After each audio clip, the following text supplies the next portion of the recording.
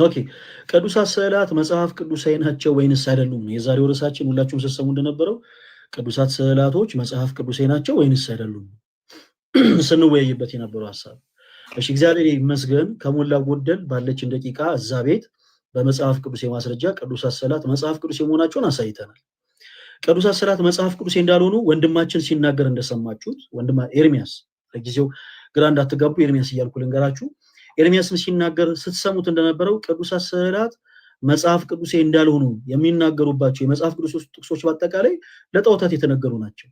ለምሳሌ ያክል አንዱን መዘን ስንመለከት ነበረ ዘጸአት ምዕራፍ 20 ከቁጥር 4 ላይ በላይ በሰማይ ካለው ታች በምድርም ካለው ከምድርም በታች ከውስጥ ካለው የማናቸውን ምሳሌ ለአንተ አታድርግ፣ አታምልካቸው፣ አትስገድላቸው የሚለው እዚህ ክፍል ላይ የሚናገረው ስለ ጣዖታት እንጂ ስለ ስዕላት አይደለም። በመጽሐፍ ቅዱሳችን ላይ አምላካችን እግዚአብሔር በቃ ለምሳሌ እንደው የቅዱሳን መላእክትን እንኳን ስዕላት መሳል ባይቻል አትሳሉ ካለ በኋላ በሌላ ገጽ ላይ ደግሞ ሂዱና ሳሉ አይልም። ኦኬ አትስረቁ ካለ በኋላ ስረቁ አይልም። አትዘሙቱ ካለ በኋላ ዘሙቱ አይልም።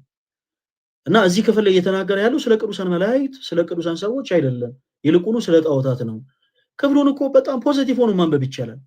አታምልኳቸው አትስገድሏቸውም ካለ ባጭሩ ሰዎች ከእግዚአብሔር ውጭ የሆነ ነገር ቀርጸው ካመለኩ ባጭሩ ያ ጣዖት አምልኮ። ስለዚህ ክፍሉ እየተናገረ ያለው ስለ ጣዖታት ነው። በላይ በሰማይ ሲል መላእክትን ያካትታል ወይ? አያካትትም። ለምን እንደዛ አለን? በአንደኛ ነገሥት ምዕራፍ 6 ከቁጥር 27 እስከ 29 ድረስ ለምሳሌ ቁጥር 29 ላይ በቤቱ ግንብ ሁሉ ዙሪያ የኪሩቤል መላእክት ስዕላት እንደተሳሉ ይናገራል። የኪሩቤል መላእክት ስዕሎቻቸው እንደውም ክንፎቻቸውን ዘርግተው እንደተሳሉ ይናገራል።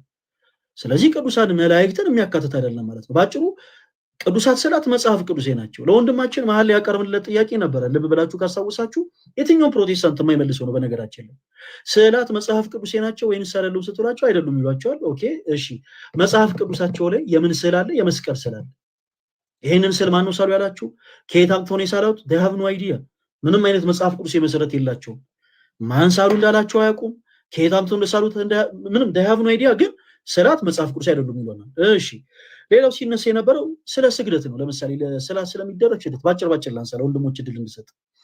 ለስዕላት ስለሚደረግ ስግደት ስናነሳ ስግደት ሁሉ አምልኮ ነው የሚል አቋም ያላቸው ሰዎች ናቸው። ለስዕላት የሚደረግ ስግደት አምልኮ ነው የሚሉት። እኛ ኦርቶዶክሳውያን ቅዱስ ጳውሎስ በሮሜ መልእክቱ ምዕራፍ 13 ከቁጥር 7 እንዳለው ክብር ለሚገባው ሁሉ ክብርን እንሰጣለን። ኦፍ ኮርስ ክብር ለሚገባው ሁሉ ክብርን እንሰጣለን። ለአምላካችን ለእግዚአብሔር የምንሰጠው ክብር የአምልኮ ክብር ነው። ለቅዱሳን ደግሞ የጸጋ ነው። ቅዱስ የምንለው አምላካችን እግዚአብሔርን ብቻ ነው። የእርሱ ቅድስና የባህሪው ነው። ማንም አይሰጠውም፣ ማንም አይነጥቀውም። ቅዱሳን የምንላቸው ግን በጸጋ ነው፣ which means የስጦታ ነው ማለት ነው። ስለዚህ የጸጋ ቅድስና ላላቸው ሁሉ የጸጋ ወይም ደግሞ የአክብሮት ስግደትን እንሰግዳለን። ከየት አመጣ ነው? መጽሐፍ ቅዱስ ለመሆኑ ስግደት ሁሉ አምልኮ ነው ይለናል ወይ? በፍጹም። የተወሰኑ የመጽሐፍ ቅዱስ ጥቅሶችን አንስተናል። ለምሳሌ መጽሐፈ ዜና መዋዕል ቀዳሚ ምዕራፍ 29 ከቁጥር 20 ላይ ያለውን ሐሳብ አንስተን ነበር። ለእግዚአብሔርና ለንጉሱ ሰገዱ የሚለው ማለት ነው።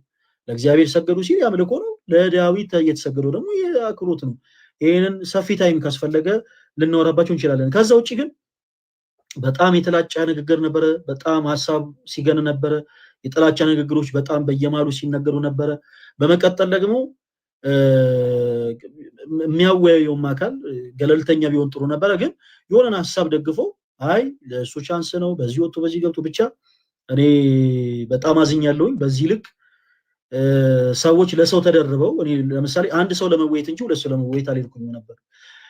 ብቻ ይሁን ግድ የለም። ሌላ ጊዜ ግን በቻልነው አቅም በኮስ እንግዲህ ሰዎች ጣልቃ በማይገቡበት መልኩ በኮስ ለመውራት እንሞክራለን። ለቅዱሳት ስዕላት ስግደት ይገባል ወይ? ኦፍ ኮርስ ይገባል። ለምን? ምክንያቱም ቅዱሳት ስዕላት የቤተክርስቲያን ልሳኖች ስለሆኑ እና ሌሎችንም ሐሳቦች ስናነሳ ነበር። ብቻ የቱን አንስተን የቱን እንጨርሰው? ክርስቲያኖች ስለ ገቢረ ተአምራት ሲያወራ ነበረ። የበለዓምን አህያ ያናገረ አምላክ እግዚአብሔር ነው ያለን። አዎ ሰው እንደ እምነቱ ይድናል። ቅዱሳን ስዕላት ስለ አድኖ ስንል ከደዌ ስጋ ያድኑናል እያለን እንጂ ከዘላለም ሞት ያድኑናል እያለን አይደለም። ከዘላለም ሞት ያዳነን የእምነታችን ጀማሪና ፈጻሚ ጌታችን ኢየሱስ ክርስቶስ ብቻ ነው። ቅዱሳት ስዕላት ኦፍ ኮርስ ከደዌ ስጋ ያድኑናል። ለምሳሌ ማቴዎስ ወንጌል ምዕራፍ 9 ሳነሳላችሁ ነበር። ያቺ ሴት የኢየሱስ ክርስቶስን ጨርቁን ነክታ ነው ከደዌ የዳነችው። ጨርቁን የነካችው ኢየሱስን ረስታ አይደለም፣ ይልቁኑ በኢየሱስ አምና ነው። አየህ፣ ክርስቶስ ወደኋላ ዞር ብሎ ልጄ ሆይ እምነትሽ አድኖሻል ነው ያላት። እና እምነታቸው የሚያድናቸው ብዙ ክርስቲያኖች ወንድሞች አሉ። አሁን በቅዱሳት ስዕላቶች በኩል እግዚአብሔር አምላክ ከደዌ ስጋ የሚያድናቸው ማለት ነው። ገቢረ ተአምራት ይደረጋል እንዴ! የበለዓምን አህያ ያናገር አምላካችን እግዚአብሔር የቤተ ክርስቲያን ልሳን በሆኑት ቅዱሳት ስዕላት እንዴት አይናገርም? እንዴት ሰዎችን ልክ እንደየእምነታቸው ከደዌ ስጋ ይፈውሳቸውም? ይሄ እኮ በጣም ብቻ በጣም ተራ ጉዳይ ነበረ። ለማንኛውም ሞር መጽሐፍ ቅዱስ መረጃ እንደሌላቸው ግን ተመልክተናል። እግዚአብሔር አምላክ ስሙ የተመሰገነ ይሁን። ወንድሞች ለእናንተ ሰፊ ሰዓት ልስጥ፣ በጣም በነገሮች ስለተከፈውኝ ለእናንተ እድል ልስጥና ለእህት ለወንድሞቻችን እስቲ አንዳንድ ሀሳቦችን አቀብሏቸው። ዮሐዴ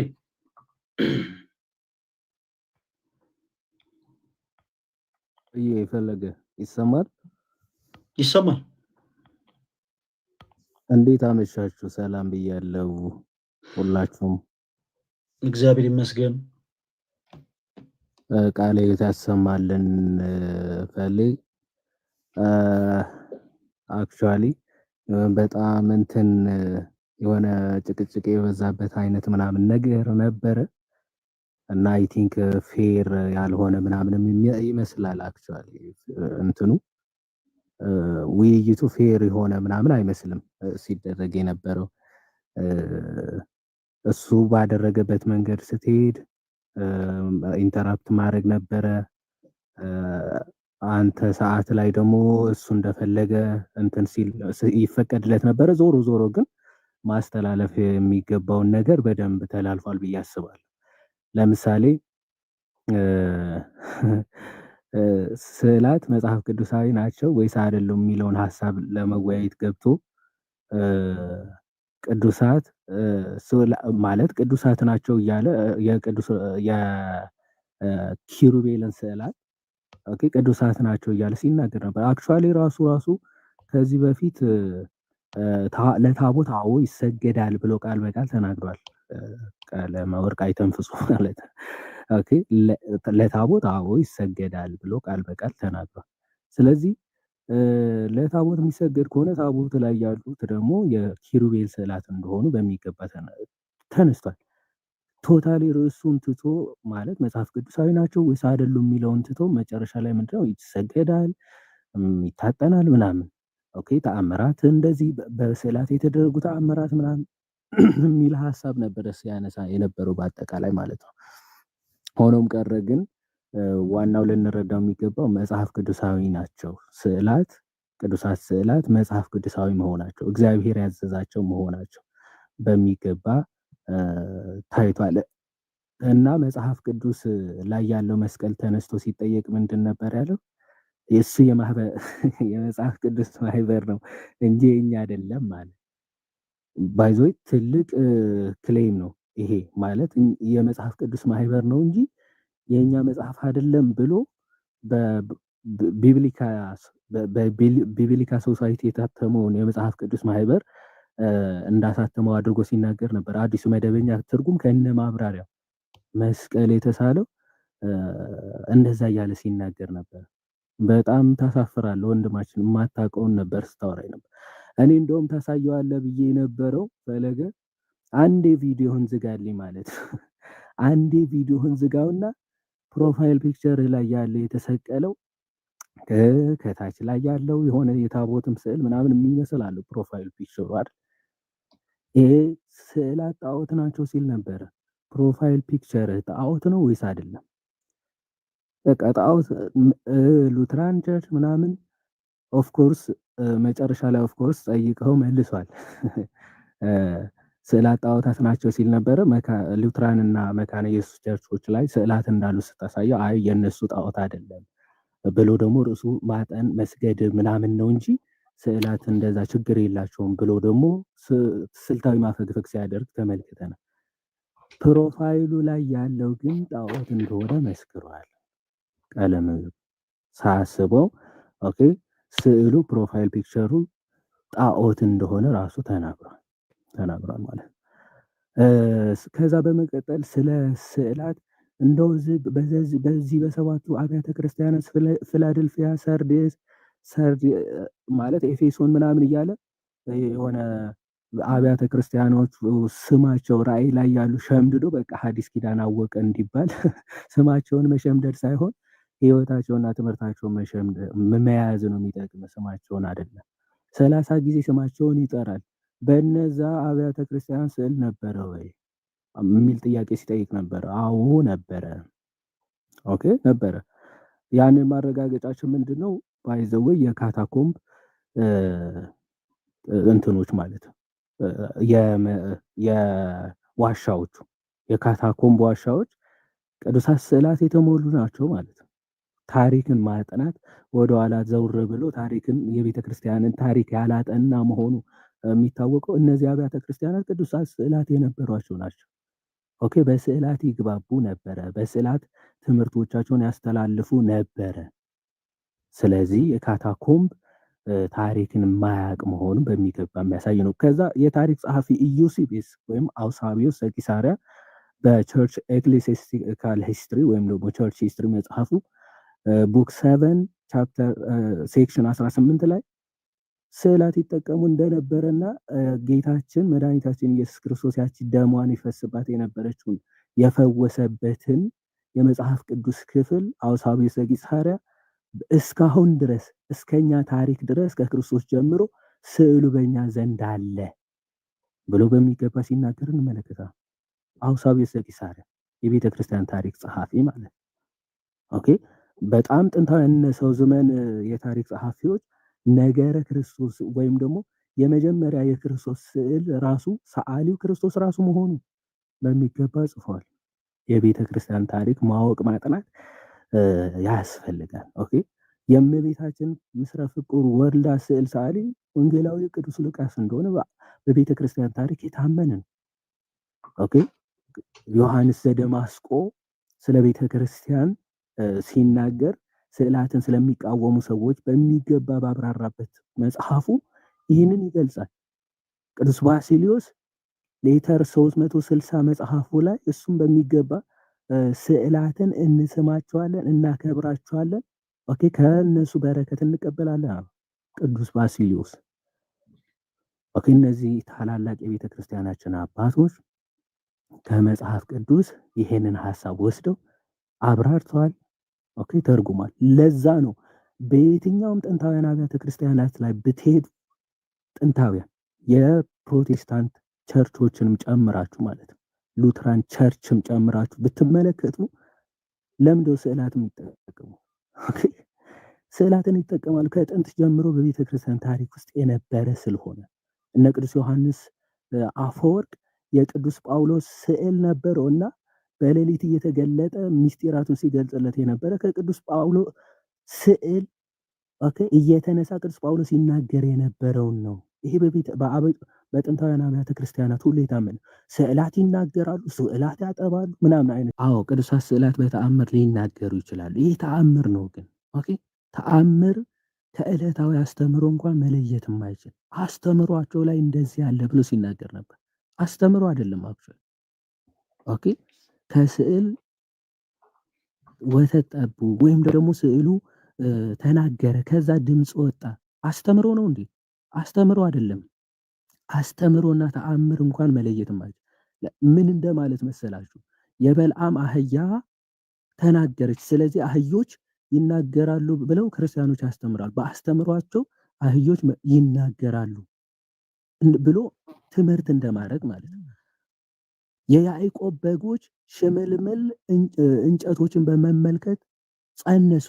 አይ በጎች የሚጸንሱት በማየት ነው ብለው ክርስቲያኖች ያስተምራሉ በትምህርት ደረጃ ብሎ እንደመናገር ያለ መሀይምነት እውነት የለም። ይሄ መሀይምነት ነው እውነት ለመናገር። እንዴት ቅጭጭ ያለ አእምሮ ቢኖራቸው ነው እንዲህ አይነት ሀሳብ ራሱ የሚያነሱ? በሆነ ገድል በሆነ ተአምር ላይ እንዲህ አይነት ነገር ተገኘ ማለት በአስተምሮታቸው እንዲህ ያምናሉ ወይም ደግሞ ስዕላት እንዲህ ያደርጋሉ ብለው ያስተምራሉ ብሎ መናገር ሼም። ለውይይት ከመጣ ሰው ደግሞ እንደዚህ አይነት አይዲያ ማንሳት ነውርና ሀፍረት ነው ለመናገር ማለት ነው። ሰው እንደዚህ አይነት ሀሳቦች ሲነሱ ነበረ። አክቹዋሊ ቅዱስ ተርቱሊያንም የሚናገረው ሀሳብ አለ። በቤተ ክርስቲያን ቅዱሳት ስዕላት የተከለከሉ አይደለም፣ ሁልጊዜ እንስላቸዋለን፣ ከነሱ እንማራለን። ኦኬ እና ደግሞ እናከብራችኋለን ምክንያቱም እነሱ የሰማይ መስኮቶች ናቸው ይልና የሰማይ መስኮቶች ማለት የምናከብረው የምንሰግደው ምናምን ለስዕላቶቹ ለወረቀቶቹ ምናምን አይደለም። ኦኬ አልፎ ወደ ማን ነው ለስዕሉ ባለቤት ነው የሚያልፈው ይልና እችን ብቻ ተናግሬ እጨርሳለሁ። ለስዕሉ ባለቤት ነው ይልና ቅድም ማለት ቢቀደዱ ራሳቸውን ማዳን ይችላሉ እያለ ሲናገር ስለነበረ ማለት ነው። መጽሐፍ ቅዱስ ለምሳሌ ያድናል አይደል? ቃሉ መድኃኒት ነው የሚያድን ነው። ግን አይቀደድም ማለት ሰዎች ሊቀዱት አይችሉም ማለት ነው። መጽሐፍ ቅዱስ ሰዎች ቀደዱት ማለት አያችሁ ይሄ ያድነናል የምትሉት ቃል አያድንም ማለት ነው ብለህ እውነት እኔ በጣም ነው የማፍረው ራሱ ለሚያነሱት ሎጂክ ማለት ነው። አሁን ቅዱሳን ስዕላት ያድናሉ ሲባል ከምን አንጻር ነው? አንድ ቅዱሳን ስለሆኑ በእነሱ በኩል ቅዱሱ በረከት ረድኤት ስጋ የነፍስም ፈውስ ሊሰጠን ይችላል በስዕሉ በኩል። ዋናው ያድናሉ ሲባል ግን የእግዚአብሔርን ቃል ነው የተሸከሙት ሰዎች። ከነዛ ስዕላቶቹን ተመልክተው ትምህርት ያገኛሉ፣ የነፍሳቸውን ማዳን ያገኙበታል ከስዕሎቹ ተምረው ማለት ነው። ልክ ሐዋርያ ቅዱስ ጳውሎስ ጢሞቴዎስ ምን እንዳለው ለትምህርት ብትጠነቀቅ አንተም የሚሰሙህንም ታድናለህ አይደለም? ታድናለህ ብሎታል ጢሞቴዎስ ምን በሚያስተምረው ትምህርት። ልክ እነዚያ ቅዱሳት ስዕላትም በሚያስተላልፉት መልእክት በሚያስተላልፉት የእግዚአብሔር ቃል ሰዎችን ወደ ድነት ይመራሉ። ስዕል አድነው የሚባሉትም ከዚህ አንጻር ነው። እና የተርቱሊያን ሐሳብ ስጠቀልላት ምን ይላል? ትክክል ስዕላት በመጽሐፍ ቅዱስ ለጣዖት አገልግሎት ተቃውሟቸዋል። መጽሐፍ ቅዱስ ለጣዖት አገልግሎት ለአምልኮ ከልክሏቸዋል። ነገር ግን ያ የከለከለው እግዚአብሔር ይላል የእባብን ምስል እንዲቀረጽ ሲያዝ ከጣዖት ጋር የሚገናኝ ፈጽሞ አይደለም። ኪሩቤልን እንዲቀረጹ ሲያዝ ግን ፈጽሞ ከጣዖቶች ጋር የሚገናኝ አይደለም። ይሄንን መለየት ይገባናል ብሎ ጠርጡለስ ይናገራል። በጣም ይቅርታ በዛሁኝ እና እግዚአብሔር ይስጥልኝ። ይወሬ ቴንኪው በጣም ያው አንዳንድ ጊዜ የተነሱት ሀሳቦች ስህተቶች ናቸው። ኦፍኮርስ ግን ሆስት አድርጎ ለምሳሌ ሲያወያይ የነበረው ሰው ግን በትክክል ሚዲያኝ ካልሆነ ግን ምንም ማድረግ አይቻልም። ለምሳሌ ስንወያይበት የነበረው ሀሳብ ቅዱሳት ስዕላት መጽሐፍ ቅዱሴ ናቸው ወይንስ አይደሉም ነው። ቅድም አንተ እንዳልከው ሲነሳ የነበረው እንዴ ነው የሚካኤል ስዕል ተአምር አደረገ ያድናል ምናምን ተአምራትን ልክ እንደ ሃይማኖት መመስረቻ ወይም ደግሞ እንደ ትምህርት አድርገው ለምሳሌ ሲያቀርብ ነበረ። ይሄ ከርዕሳችን ውጪ ነው ሲባል የሚወያዩም አካል አወያዩም አካል ሁለቱም እኩል ጣልቃ ይገባሉ፣ የተለያዩ ደቂቆችን ይጠቀማሉ። ከዛ በኋላ ነገር ይረዝማል እና ባጭሩ ስዕላት መጽሐፍ ቅዱሴ እንዳልሆኑ ስለ እውነት ምንም አይነት መጽሐፍ ቅዱሴ ማስረጃ ሰጥቶ አላሳየም እውነት ለመናገር። ከዛ ውጭ ግን ሞክ ለማድረግ ሞክሯል። በመቀጠል ደግሞ ያልሆኑ ሀሳቦችን ሲያገናኝ ነበረ፣ ያልሆኑ ሀሳቦችን ሲያነሳ ነበረ። ለምሳሌ በመጽሐፍ ቅዱስ ላይ ያለው ስዕል ከየት እንደመጣ ምንም አይነት አይዲያ የለውም። የመጽሐፍ ቅዱስ ማህበር ይበል እንጂ እያንዳንዳቸው የፕሮቴስታንት ቤተ እምነቶች የመጽሐፍ ቅዱስ ማህበር በሚያሳትመው ህትመት ላይ የራሳቸው ፈቃድም ጭምር እንዳለ እንኳን አላወቀም። እና የዛን ያክል በጣም የሆነ የሚታዩ ክፍተቶች ነበሩ ለማለት ያክል ነው። ያሬ በጣም ነው የምናመሰግነው፣ እግዚአብሔር ያክብርልን። ያሬዱ እሺ፣ የሚቀርመኝ ሰው የለም ግን ያው ለአንተ ቅድሚያ ልስጥ ብዬ ነው። እሺ፣ ይቅርታ እንግዲህ የቀደምኳቸው ወንድሞች እዚህ ያላችሁ ሁላችሁንም ሰላም ብያለሁ። ቶሎ ቶሎ ፖይንት ሜክ ላርግ እና እንትን ልበል። ሰው የተነሱ ነጥቦችን ያልተዳሰሱ ነገሮችን ቶሎ ቶሎ ልዳስ። የመጀመሪያው የዋድዬ ያለው ነው። እሱ ምንድነው ስዕላት ቢቀደዱ ቢጨማደዱ፣ ያው ይሄን ሰሞን ያቺ ልጅ በእነሱ ቤት ድራማ እየሰሩ ስለሆነ እኔ የሚገባኝ ድራማ ስለሆነ ማለት ነው ያንን ነገር ያው ነካ ለማድረግ ፈልጎ ነው ወንድማችን፣ ይገባኛል። የሚገርመው ነገር ባለፈው ሙስሊሞች የሆነ ሙስሊም መጽሐፍ ቅዱስን ሲቀድ ፕሮቴስታንቱ መጽሐፍ ቅዱስ ተቀደደ ብለው በቃ በጣም እና ምን እያሉ ሲያሾፉባቸው ነበረ ሙስሊሞቹ። የበቃ መጽሐፍ ቅዱስ የማያድን የት አለ እግዚአብሔር እዚህ መጽሐፍ ውስጥ ካለ የማያድን ይሉ ነበር። እና ያንን የስንፍና ቃላት ጴንጤዎቹ ሲጠቀሙ አሁን በጣም ያስቃል። በጣም ነው የሚያስቀው። ፕሮቴስታንቶቹ እንደዛ ሲሉ ጴንጤዎቹ እግዚአብሔር ነው ፈራጁ፣ እግዚአብሔር ጊዜ ያለው ይሉ ነበር። ልክ አሁን ስዕላት ላይ ሲመጣ ደግሞ ራሳቸውን አድኑ ይላሉ። ይሄ አይ ዶንት ቲንክ ማቹር አለመሆን ነው። ያው የብሽሽቅ ወንጌል ውስጥ ስለገቡ ወንድሞቻችን አለማስተዋል የሚያመጣው ስህተት ነው። እኛ ሲጀመር ስዕሉ ራሱ ማርያም ናት አላለም። ስዕሉ ራሱ ገብርኤል ነው አላለም። የስነ ስቅለቱ የክርስቶስ ያ ስዕሉ ክርስቶስ ነው አላለም። የስዕሉ ባለቤት ግን የስዕሉ ባለቤት ደግሞ ማንም አያገኘው። እቀድሃለሁ እገላሃለሁ የሚለው አይደለም። ይልቁንም የስዕሉ ባለቤት የሆነው ቅዱስ ከሆነ የቅዱሱ አምላክ ለዛ ለቅዱሱ ይበቀልለታል። እሺ አንድ ሚታግልኝ። ስለዚህ እሱ ይሄ የፕሮቴስታንቶቹ ጨዋታ ብዙ አይገባኝም እና ባለፈው ቸርቻችን ፈረሰ ብለው ለቅሶ ተቀምጠው ነበረ የሆነ ክፍለ ሀገር እና ምን ነው እግዚአብሔር አያድንም እንዴ ሊባል ነው።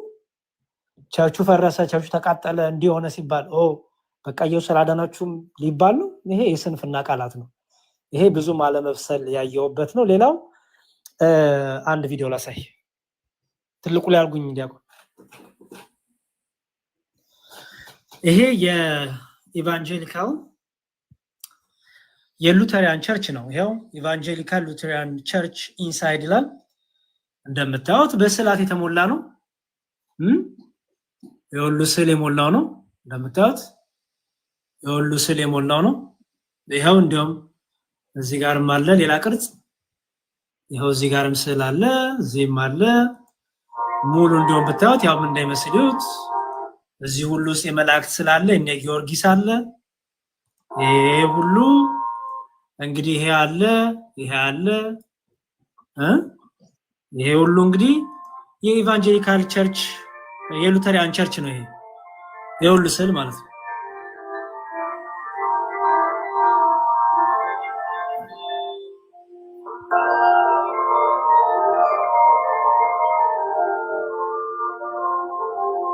እና ይሄ ሁሉ ስዕል እንግዲህ እንዳልኳችሁ ያው ይሄ ክርስቶስ ነው። እዚህ ጋር ስነ ስቅለቱ አለ፣ እዚህ ጋር ቅርጽ አለ ከእንጨት የተቀረጸ፣ እዚህ ጋር የተለያዩ ስዕሎች አሉ እንደምታዩት።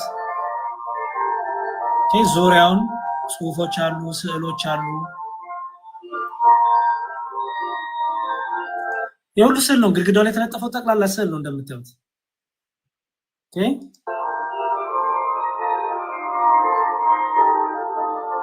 ይሄ ሁሉ ስዕል ነው። ስለዚህ ይሄ ስዕል ቅድም ዲያቆን ሲያሳያቸው ምን አለ? አንሰግድላቸውም አናመልካቸውም። ሲጀመር ስዕል ያመለከ ማን አለ? ሲቀጥል ደግሞ መጀመሪያውን ከመነሻውም ስዕላት ጣዖታት ናቸው ነበር የተባለው። ምን ያህል ፕሮቴስታንቶቹ ምን ያህል በቃ ራሳቸው እንደሚሸውዱ ያየውበት ነው። ስዕል ጣዖት ነው ተባለ። ስዕል ጣዖት ነው። አዎ ስዕል ሁሉ ጣዖት ነው፣ ክልክል ነው። ኦኬ ሁሉ ስዕል ምንድነው ታዲያ? ይሄ ሁሉ ስዕል ማን ሳላላችሁ? ኦሪት ዘጸአትን ተጠቅሷል እንዴ? ይሄ ሁሉ ስዕል በኢቫንጀሊካል ቸርች ውስጥ ምን ይሰራል? በጣም ብዙ ነው ያለው። ባይዘወይ በጣም ብዙ። ስለዚህ ስዕል ጣዖት ነው ከተባለ ይሄው የእናንተም የኢቫንጀሊካል የሉተሪያን ቸርች ጣዖት አምላኪ ናት ማለት ነው። ኦኬ ጣዖት አምላኪ ናት ማለት ነው። ይሄን ማየት የሚፈልግ ሰው ቀላል ነው። ኢቫንጀሊካል ሉተሪያን ቸርች ኢንሳይድ ብላችሁ ጽፎ ይወጣላችኋል። ናቶል ይሄ በጣም ብዙ ይወጣላችኋል። ኦኬ ስለዚህ ይሄንን መመለስ አቅቶታል ወንድማችን። ግን ራሳቸው ሉተሪያኖች ራሳቸው ይሄው ይጠቀማሉ። ይሄው ስዕል ይጠቀማሉ። ማን ሳላላችሁ? ከመነሻውም ጀምሮ ስዕልን ማን ሳላላችሁ ነው አሁን ያልገባ። አይ ሪፕሬዘንቴሽን ናቸው ወካይ ናቸው እኛ ስንል እኛን ጣዖት አምላኪ ትሆናላችሁ፣ እናንተ ስታረጉት ግን ችግር የለውም ማለት። ይሄ በጣም አላዋቂነት ነውና ይሄን እንድታዩ ፈልጋለሁ። ሌላው ቅድም ካነሳው ላይ ሙሴ በእጁ የሳለው ስዕል የለም ታቦቱ ላይና በወርቅና እንደዚህ የተቀረጸ እንጂ ስዕል አልሳለም የሚል ነገርም ተነስቶ ነበር። ኦኬ መቼም ይሄ ማሳያችሁ መጋረጃ ላይ መቼም በዚህ በኦሪት ዘጸአት ምዕራፍ 26 ከቁጥር 1 ላይ እንዲህ ይላል፣ ደግሞም ከተፈተለ ከጥሩ በፍታ ከሰማያዊ ከሐምራዊም ከቀይም ግምጃ የተሰሩ 10 መጋረጃዎች ያሉበትን ማደሪያ ስራ። 10 መጋረጃዎች ስራ። ብልህ ሰራተኛም እንደሚሰራ ኪሩቤል በእነርሱ ላይ ይሁን ይላል። ምኑ ላይ? መጋረጃዎቹ ላይ ኪሩቤልን አስቀምጥ እያለው ነው። እሺ መጋረጃዎች ላይ ኪሩቤል በእንዴት የተቀመጡት? በእንጨት የእንጨት መጋረጃ የነበረው በፍታ እያለ ስለዚህ መጋረጃዎቹ ላይ ሁሉ የኪሩቤልን ስዕሎች አድርጓል ማለት ነው። ወንድማችን ኤርሚያስ የሚያውቀው ታቦቱ ላይና ግድግዳው ላይ ብቻ የሚለው ነው ያለው መረጃ ይመስለኛል። መጋረጃዎቹ ላይ ሙሉ የኪሩቤልን ምስል እንዳስቀመጠ እንደሳለ አይ ዶንት ቲንክ ያወቁ አልመሰለኝም። ምክንያቱም እሱ ያሰበው በወርቅ ለበጠው ቀረጸው የሚለው ነው። በመጋረጃዎቹ ላይ ሁሉ የሳለውን ሁሉ ግን አይ ዶንት ቲንክ ያወቁ አልመሰለኝም። ስዕል ክልክል ነው ለማለት ነበረ ያን ያለው። ግን ኦሪት ዘጸአት ምዕራፍ 26 ቁጥር 1 ቁጥር 31 ስታነቡት ምን ይላል? መጋረጃውንም ከሰማያዊ ከሐምራዊ ከቀይ ገምጃ ከተፈተሉ ከጥሩ በፍታ ማድረግ ብልህ ሰራተኛ እንደሚሰራ ኪሩቤል በእነርሱ ላይ ይሁን ይላል። ኦኬ ስለዚህ ያው አለማወቅ ነው እንግዲህ አለማንበብ ነው። እሱን በዚህ እንድትሞሉት እንፈልጋለን። ያው ፕሮቴስታንት ወንድሞቻችንም እኛ ጋር ስለመጣችሁ በዛው ያልተማራችሁትን እንድትማሩ ነው። ሌላው ደግሞ መካነ ኢየሱስ ከኔ ጋር በጌታ አንድ ናት የሚል ነገርም ሰምተን ነበር አይደል ዲያቆን? መካነ ኢየሱስ እንዴ እኔ አንድ ሰው ወደ ፕሮቴስታንት እምነት ልምጣ ቢል መካነ ኢየሱስ አልልክም ብሎ አልነበር እንዴ? ወደ መካነ ኢየሱስ እንደሄዱ አልመክርም። ሰዎች ወደ መዳን ሲመጡ መካነ ኢየሱስ ሄደው እንዲጠመቁ አልመክርም። መካነ ኢየሱስ ሄደው ምንም ነገር እንዲያደርጉ አልመክርም። መካነ ኢየሱስ ዕቃቃ ጨዋታ ነው የምትጫወተው ሲል አልነበር እንዴ? ዛሬ ሲሆን ነው እንዴ? ለክርክር ሲሆን ነው እንዴ? ማስረጃ ላሳያ ምን ችግር አለው? እሺ አንዳንዴ እንዲያው ውሸት በጣም የሚደብር ነገር ነው በእውነት። ለክርክር ሲባል የሚደረጉ ውሸቶች ያ ራስን ማታለል ነው። መካነ ኢየሱስን ዕቃቃ የምትጫወት ናት ተብላ የተቀመጠችን ቸርች ዛሬ በጌታ አንድ ናት። ይሄ ጥሩ አይደለም። ግን እንስማው። ባራስታሙ ለምናቱም ጉዳይ ነው አልኩ እንከብለ ድነት ነው ብሎ የሚሉ ሰዎች ስርዓት አልኩ። በእውነት ኤርሚያስ አንተ ራስህ ስርዓት ብትጥር ነው። እውነት ስርዓት ያዝ። አንተ ማታምንም በቃ ራስህ እንችለ ቁጭ በል እንጂ ስርዓት ያዙ እኛን ማለት አትችልም። እና ንግግሩ ራሱ በጣም የሚደብረው ኤርሚያስ ግን ስሙት። እኔ ህፃናት አጥማቂያነት የሆኑ አብያተ ክርስቲያናት ላይ ምን ልረዳችን ማለት ምን ልረዳችን ቤቴው ምናምን ነገር ስርዓትን ትይዛለህ። ለሚሰማኝ ትውልድ እናገራለሁ። እንደነዚህ አይነትን ሰዎች እንዳይሰሙ ማለት አደብ ነው መኖር ያለበት። የእግዚአብሔር ቃል ሐዋርያቱ ያላሉትን አንተ ሁሉ መቀበል የለብህም። እነ ጴጥሮስ ያልሰሩትን ስርዓት፣ እነ ጳውሎስ ያልሰሩትን ስርዓት፣ አባ ጊዮርጊስ ዘጋስጫ የሚባል ትምህርቱ አልጫ የሆነ ሰውዬ የሰራውን ስርዓት ሉተርም የሰራውን ስርዓት ሁለትን አልቀበልም። እንደ መጽሐፍ ቅዱስ አይቼ የመካነ ኢየሱስ በል የሉተራውያን በል የህፃናት ጥምቀት ቃ ጫወታ ነው። 4 ነጥብ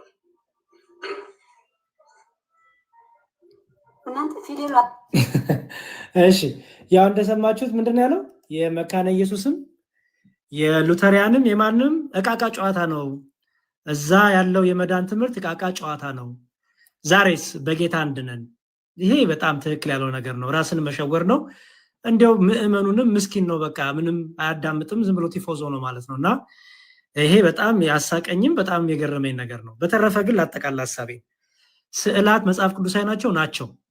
ፕሮቴስታንት ሲስለው ስህተት የሆነ ይቅርታ፣ ፕሮቴስታንት ሲስለው ቅዱስ የሆነ፣ ሉተሪያን ሲስሉት ቅዱስ የሆነ፣ ኦርቶዶክሲያን ሲስሉ ግን ጣዖት የሚሆን ስዕል የለም።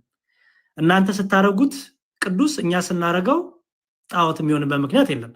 የሉተሪያን ቸርች በስዕል ተከባ ዙሪያን የመላእክት ስዕል፣ የነ ጊዮርጊስ ስዕል፣ የድንግል ማርያም እንዲሁም የሉተርን ትምህርት ላሳይ እንዲሁም ይሄን ነበላሳይ ነበረው። ኦኬ ይሄው ምን ይላል? ሉተሪያን ኢንፎርሜሽን ዳት ኦርግ ይላል። ይሄ ዌብሳይት እንደምታዩት ሉተሪያን ኢንፎርሜሽን ዳት ኦርግ ይላል። ሉተር ስለ ስዕል ምን ያምናል የሚለውን ላሳያችሁ። ሉተር ስለ ስዕል ምን ያምናል? ሉተር ምን ይላል? እንዲህ ይላል Now I say this to keep this conscience free from mischiefs, laws, and fiction sins, and not because I would defend image, nor would I condemn those who have destroyed them. ስዕላትን ያቃጠሉን ያጠፉ ነበሩና እነሱንም እቃወማቸዋለሁ ይላል ማ ሉተር። ኦኬ ዲስትራጓቸውን ያጠፏቸውን ያቃጠሏቸውን እቃወማቸዋለሁ አለና especially those who destroy divine ይላል። ማንን ነው ማለት?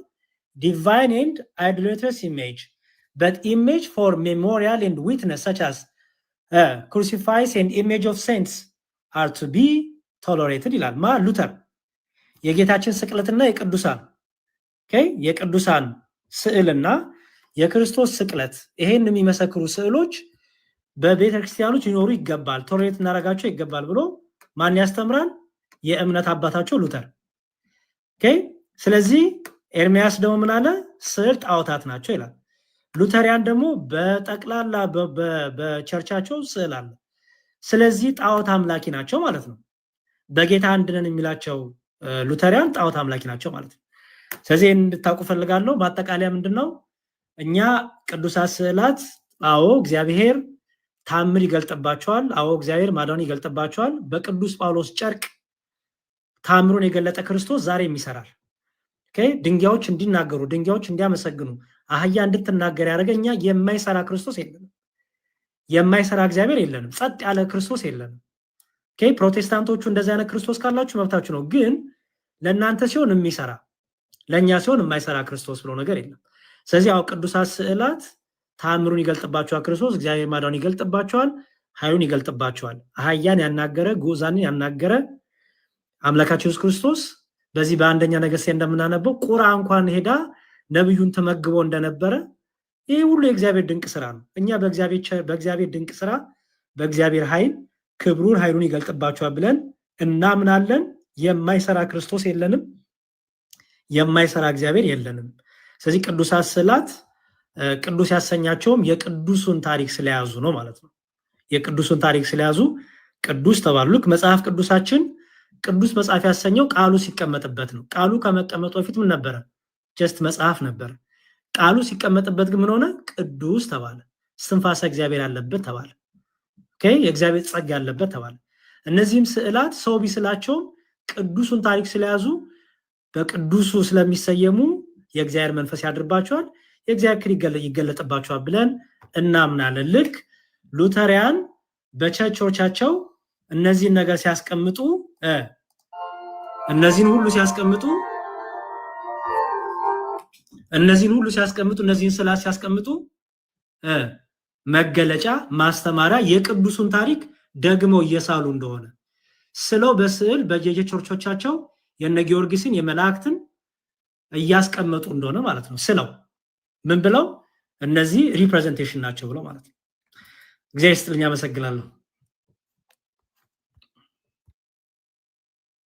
ያሬዶ እናመሰግናለን፣ ቃለ ሕይወትን ያሰማልን። ግሩሜ ትቀርባለህ መሰለኝ። እንዴት አላችሁ? እግዚአብሔር ይመስገን። አለን እነ ዮሐዴም ደምዬም ቴዶ ያሬዶ ሌሎችም ወንድሞቼ እንዴት አላችሁ? እንትኑ አሪፍ ነው፣ ውይይቱ አሪፍ ነው። ባይዘ ማለት እኔ ውይይቱን ከምን አንጻር ነው የምገመግመው? መናገር ያለብህን ተናግረሃል ወይ ከሚለው አንጻር ስለማየው ለእኔ ውይይቱ አሪፍ ነበረ። መናገር ያለብህን ነገሮች ተናግረሃል። በዛኛው ሳይድ በጣም ሚስ ኢንተርፕሬት ይደረግ ነበረ። ሪሌሽናል የሆኑ ነገሮችን ባነሳ ቁጥር እነዛን ሪሌሽኖች ወደ ሌላ ጽንፍ ወስዶ ኢንተርፕሬት ማድረግ እንደነበረ ያው ሁላችንም ያየነው ነው። ግን በቃ አንተ አድሬስ ማድረግ ያለብን ነገር ከማድረግ አንጻር ግን ውይይቱ ለኔ በጣም አሪፍ ነው ብዬ ነው ማስበው። አወያዩን ኖርማሊ ያው በሌላ ውይይት አውቀዋለሁ፣ ሃይማኖቱ እንደሆነ አላውቅም። በእርግጥ ግን ሃይማኖቱ ላይ ያለ ሰው ቢሆን ሞር አሪፍ ነበረ ብዬ አምናለሁ። ማለት አንዳንዴ ምን አለ ኤርሚያስ ምን አይነት ብልጠት ለመጠቀም ይሞክራል። እሱን የሚስበውን ነገር ወይ ጆሮውን የሚስበው አይነት ነገሮችን ለማውራት ይፈልግ ነበር ኤርሚያስ ማለት ነው።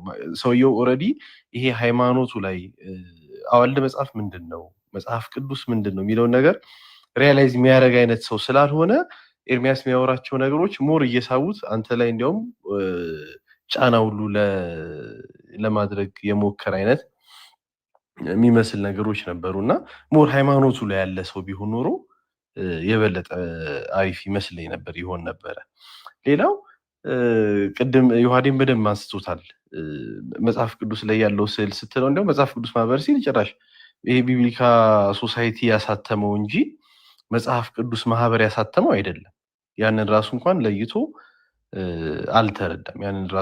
አልተረዳም እና ያንን እንኳን ማገናዘብ አልቻለም። ሌላው ቅድም ዮሐዴን በቃ ደጋግሞ ሲለው የነበረው ነገር ሂስቶሪካል የሆኑ ኤቪደንሶች፣ አርኪኦሎጂካል የሆኑ ኤቪደንሶች ጭራሽ ምንም የሚያውቃቸው ነገር የለም ስለ ስዕል። በተለይ የመጀመሪያ ዘመን ክርስቲያኖች ከአይሁድና ከሮም ይመጣባቸው ከነበረ መከራና ስደት ለመሸሽ ይጠቀሙባቸው የነበሩ ዋሻዎች አሁንም ድረስ ስለ ቅዱሳት ስዕላት አርኪኦሎጂካል ኤቪደንስ ሆነው የሚያገለግሉ ናቸው።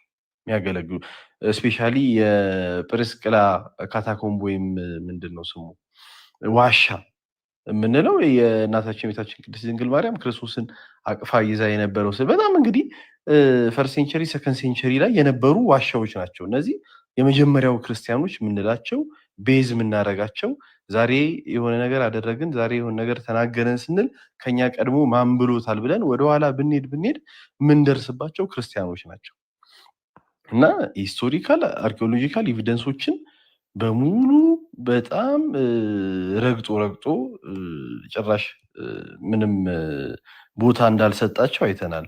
ሌላው ደግሞ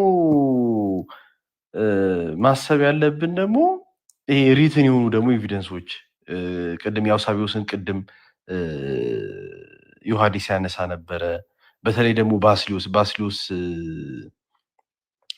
አሁን በተለይ ስለምን ያወራ ነበረ? ስለ ቅዱሳት ስዕላት ሆነሪንግ እና ቬነሬት እናደርጋለን ስንል አሁን ቅድም ያሬዴ ሲል እንደነበረው ለፕሮቶታይፑ እንደሆነ እኔ አሁን ዛሬ እዚህ ጋር ለምሳሌ የቤተሰብ ፎቶ አለ። በቃ አንድ ሰው ይህን ፎቶ ሲያይ የሚያየው ወረቀትና ስዕል አይደለም የሚያየው በቃ እኔን ከነ ቤተሰቦቼ ነው እዚህ ጋር እያየ ያለው።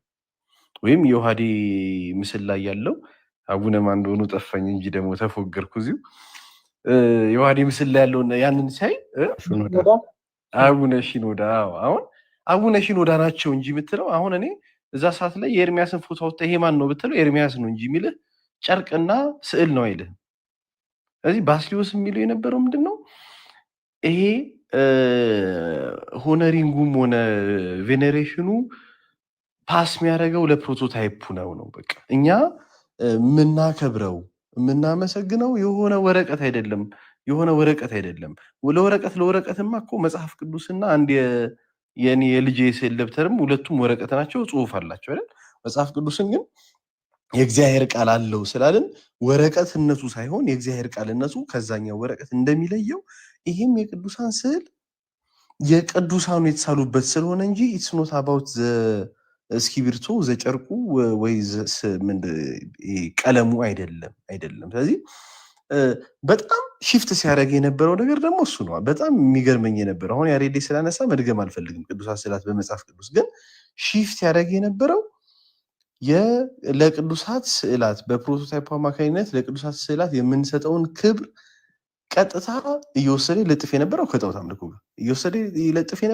አምልኮ ጋር ያንን ሽፍቲንጉን እኮ አንተ ይዘኸው ነበር። ምክንያቱም ሁሉ ስግደት አምልኮ ነው ወይ ሁሉ ማጠን አምልኮ ነው ወይ ስትለው ደግሞ ኖ ይሄ ርዕስ አይደለም እያላለፈ ልክ እሱ ጋር በተራ ሲመጣ ደግሞ እንደገና ማይሆን ነገር ሄደና ከሞላ ጎደል እኔ በጣም አሪፍ ነው ውይይቱ።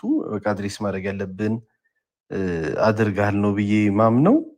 ልጁም ግን ማለት በጣም ፌር አይደለምም ማለት የከበደኝ ምንድነው ኖርማል እውቀቱ የለውም፣ እዚህ ቦታ ላይ እውቀቱ የለውም። አውቆ የሆነ ነገር ሳይድ ላርግ የሚል አይነት ነገር ያየውበት አልመሰለኝም። ግን ሳያውቀው ግን ሳይድ እያደረገ ነበር። በቃ ተመቸው። ኤርሚያስ ልጁን እንዲህ ለማድረግ በጣም ተመቸው፣ ማያውቅ ሰው ስለሆነ ማለት ነው። እና ያንን ያየሁት በጣም እግዚአብሔር ያክብርልን። ባለውለታችን ፈለገዬ እግዚአብሔር ያክብርልን። ቴንኪው ግሩሜ። ከዛ ማን ነው ተረኛ? ደሜ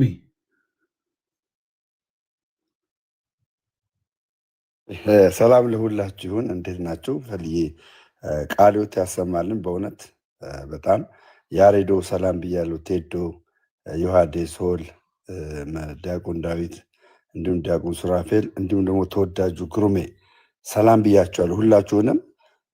ዛሬ እንግዲህ ንቅት ብዬ ብዙ እውቀት ነው የሸመትኩት በነገራችን ላይ ማለት ነው።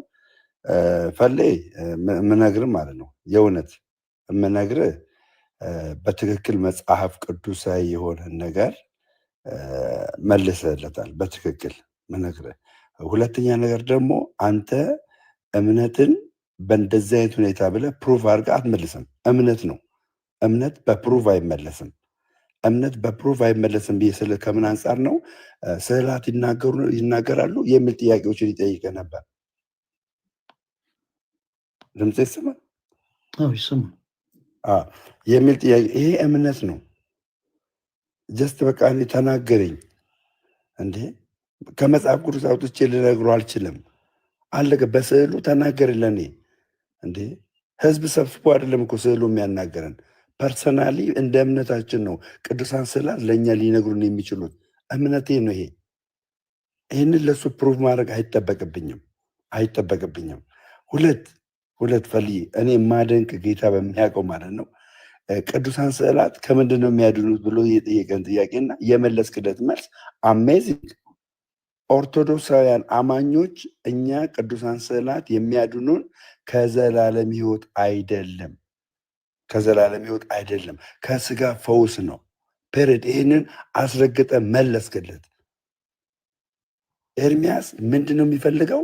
እሱ ለጠየቀ ጥያቄ እሱ የሚፈልገውን መልስ እንድትመልስለት ነው። በጣም የሚገርመው እሱ የጠየቀን ጥያቄ አንተ ደግሞ የምትመልስለት መልስ ስላልተገናኘ በታላቅ ድምፅ ነበር የሚጮሁብህ። አንተን በታላቅ ድምፅ ነበረ ምንድነው ይቅርታ አድርግልኝና ሞክ ሲያደርግ የነበረው አንተን ለማብሸቅ ነው የገባው። አንተን አናዶ ነጥብ ለማስጣል ነበር የገባው። ነጥብ ለማስጣል ከመጀመሪያው ጀምሮ በተለይ ጥያቄና መልሱን አንተ ከጀመርክበት ሰዓት ጀምሮ አንተን በቃ ኦፌንድ ለማድረግ ነበረ ሲያደርግ የነበረው ማለት ነው። አይታል። ኢቨን ዞ ሰማራይዝድ እንኳን እንዳታደርግ አደረግክ። ለምን? ቴዲ ቤቱን መምራት ስላልቻለ።